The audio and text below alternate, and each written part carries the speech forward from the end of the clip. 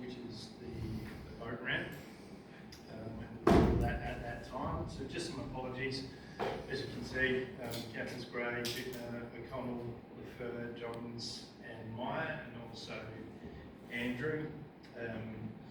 So with that, I'll pass on to Letitia to introduce our first guest speaker.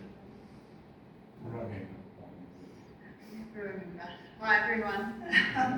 I've actually been on 5 weeks leave, so it's good to be back to council. But I'd like to introduce Sarah, who's the Regional Coordinator for the Indigenous Protected Area. So she's going to give you all an update of what's been happening and what the next steps are. Thanks, Letitia, and hello everybody. It's really nice to be here on Gurunda, Narungga country and York Peninsula, and to be able to talk to you all a little bit about the proposed expansion to the Wardang Island Indigenous Protected Area. So my name's Saras, and so I work for Conservation Management. We're a social enterprise that supports people wanting to look after the environment and cultural resources. And so I've been working with Ian Baker, who's the IPA coordinator employed by the Aboriginal Lands Trust of South Australia. Unfortunately, Ian sends his apologies. He and the other rangers couldn't be here today. Ian has taken a few of them up to Brisbane for a conference, so they are presenting and learning from other ranger teams. Some of the others just unfortunately couldn't make it today. Just you'll see the name, Warri Gurunda, and so that is what is the proposed name for the existing IPA and the expansion area, so it will be wrapped into one IPA, and so Warri is the Narungga word for west. So it's the western section of Gurunda, so the York Peninsula. So that's what the proposed name is. If you could, next slide, thanks.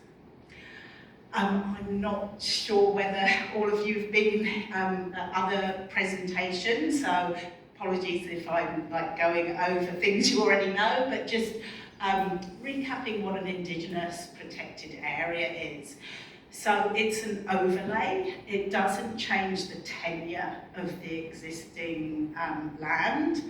And so what it is a traditional owner group, or the custodians, decide that they want to dedicate an area as an Indigenous protected area, and they have to work with all of the landowners and land managers within that area to make an agreement with the Australian government to protect the biodiversity and cultural resources. And so they do that by developing a management plan. So basically, it's an agreement in place with the Australian government to manage an area, and they need to have that in order to be, to get funding basically to do work. Next slide. So this is a map of the proposed expansion area. So you can, that's not working on this.